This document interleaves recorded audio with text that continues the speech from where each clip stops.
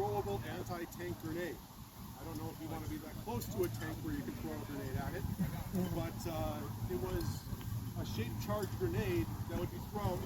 And this side, there was a scientist who was into model rocketry and wanted somehow to make a weapon with rockets.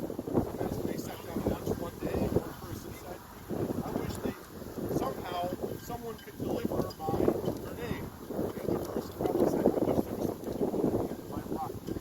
They made this thing. And then this was invented as a delivery method for this. So effectively, this is just a model rocket. You have the engine here, you have a wire that connects up there, and then you have a shape charge, which is basically a type of grenade that makes a metallic spike that delivers, makes a small hole in the armor and sprays the inside with like a hot plasma metal, which is very unpleasant for the people on the inside of the cabin. So how does this work? Well, first off, this would be a two-person team deploying this weapon. You would have the gunner that would have one of these satchels with 3 rockets, and then the loader that would have 2 satchels with 3 rockets, 9 rockets total.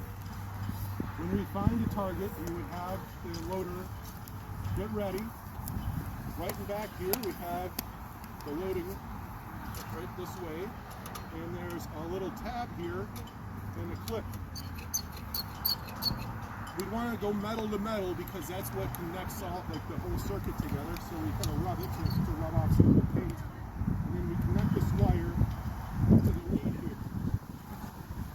Now again, this is rocket launcher. It's a very simple weapon, right? So it's just a tube, a stock with 2 cell batteries, and a wire that goes back to these leads here.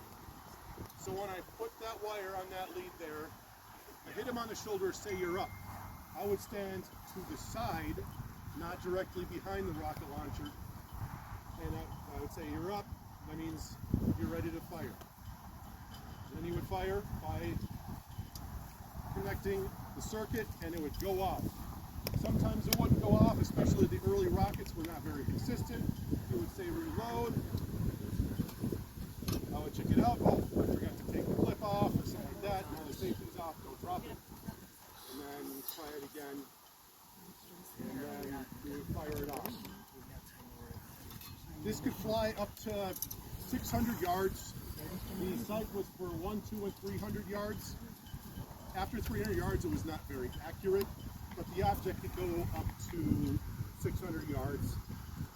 It would, when this flew through the barrel of the rocket launcher, by the time it exited the end, the rocket would be spent, and it was just inertia carrier. Sometimes the early rockets, or sometimes when it was cold, there would be a little bit extra, and you might get some face blasts. They actually had some face shields deployed to some of the soldiers just to make sure that their face didn't get burnt. So this is the rocket, and this is the M1A1 rocket launcher. If anybody has any questions, go ahead and raise your hand or anything like that. This was extremely effective against early German armor. The Panzer IIs and IIIs could not withstand this round. Later on in the conflict, when you had the Panzer IVs, the Panthers, and the Tigers, it would just glance off, and also because they were sloping, it was just too thick. This could penetrate like up to 4 inches of armor, but those Tigers had much thicker armor than this could penetrate. So you have to knock the tracks off the tank, or get it or behind. So, and this was a very effective tool early on, because at the beginning of the war, infantry did not really have anything to attack armor with. Usually it was tank-on-tank combat at that point. So now the infantry had something that they